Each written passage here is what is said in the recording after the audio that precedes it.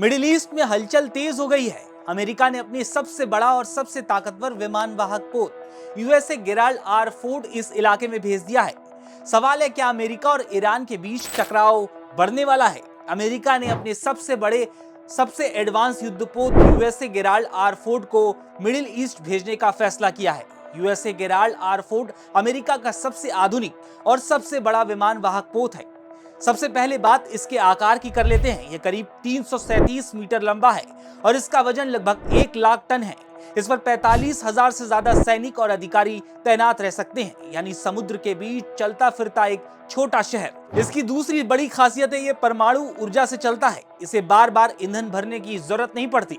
यह कई सालों तक लगातार समुद्र में रह सकता है। तीसरी और सबसे बड़ी खासियत है ईमल्स यानी इलेक्ट्रोमैग्नेटिक सिस्टम, जिससे लड़ाकू विमान तेजी से और आसानी से उड़ान भर सकते हैं। पुरानी भाप वाली तकनीक यह ज्यादा आधुनिक और असरदार है। यह जहाज एक दिन में 150 से ज्यादा उड़ानें संभाल सकता है। युद्ध की स्थिति में यह संख्या और बढ़ सकती है। इसमें आधुनिक रडार और मिसाइल डिफेंस सिस्टम लगे हैं, यानी दुश्मन के हमले को दूर से पहचान कर जवाब देने की क्षमता। कुल मिलाकर यूएसए गेराल्ड आर फोर्ड सिर्फ एक जहाज नहीं, बल्कि समुद्र में तैरता हुआ एयरबेस है। जहां भी यह तैनात होता है, वहां अमेरिका की ताकत का साफ संदेश जाता है।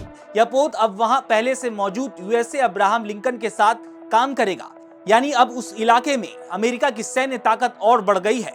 दरअसल अमेरिका और ईरान के बीच तनाव बना हुआ है। हाल ही में डोनाल्ड ट्रंप ने कहा था कि ये ईरान के साथ बातचीत चाहते हैं, लेकिन बातचीत आगे नहीं बढ़ पाई।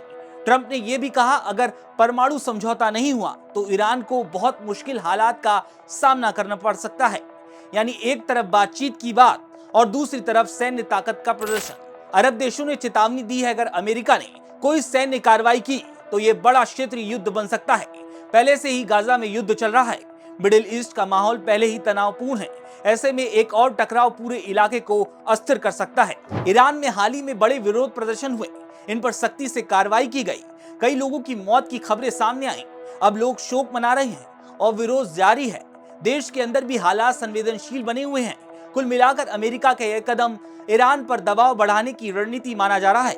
अब देखना है कि क्या इससे बातचीत शुरू होगी या तनाव और बढ़ेगा। आने वाले दिन मिडिल ईस्ट और पूरी दुनिया के लिए बेहद अहम हो सकते हैं।